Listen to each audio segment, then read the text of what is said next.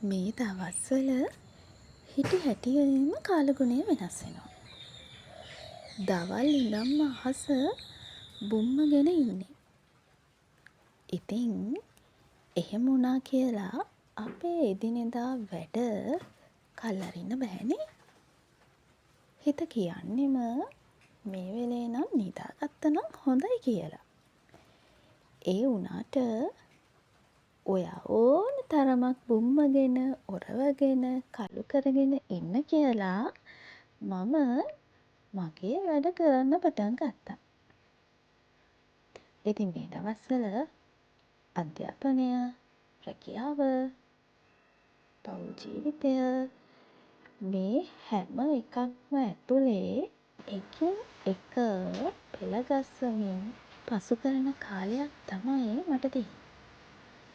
ඉතින් මං හරි කැමැත්තෙන් තමයි ඒක කරන්නේ. විශේෂයෙන් මගේ පුතයි පුංචි දරුවෝ එක්ක ලේසි නෑ මේක කරන එක. හැබැයි මම හරි ආසයි ඒ දෙන්නත් එක්කම මේ දේවල් කරන්න. ඔන්න ඉතින් වැඩ කරගෙන යනකොට අර බුම්මගෙන හිටපු අහස කළු වලාකුළු වලින් පිරියම හයියෙන් වහින්න ගත්තා. හැබැයි ඉතින් වැස්සයි කියලා මේ වැඩ ටික නම් අතාරින්නම බෑ. දැන් පටන් ගත්ත වැඩේ කොහොම හරි කරන්න ඕන.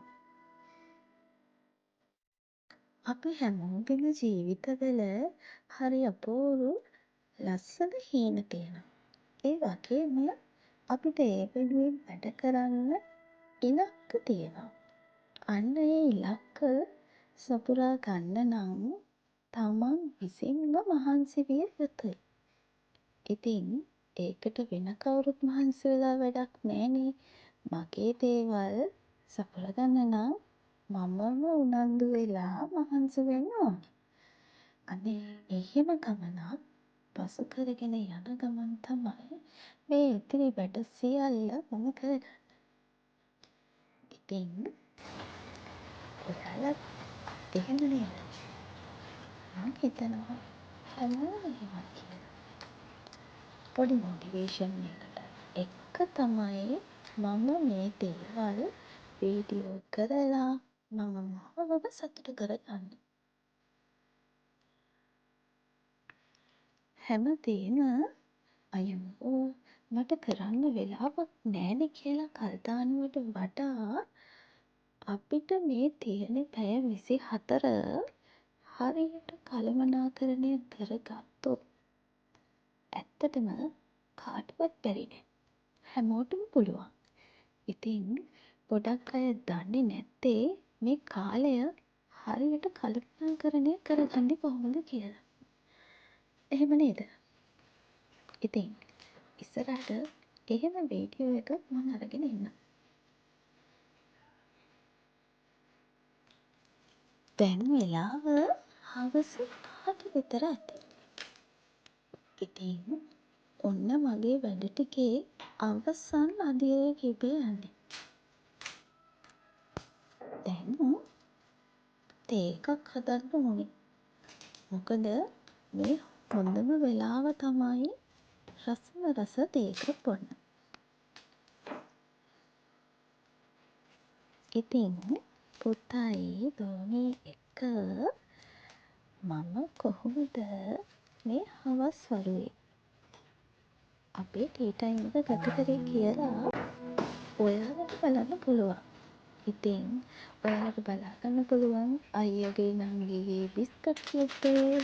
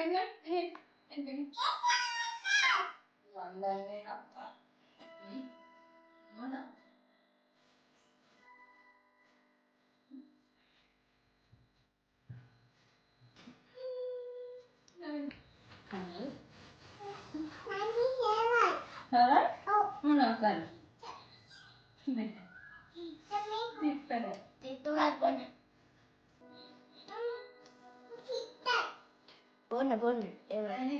ආනේ තිත්ත නෑ බොන්න. ඕමයි බොන්න.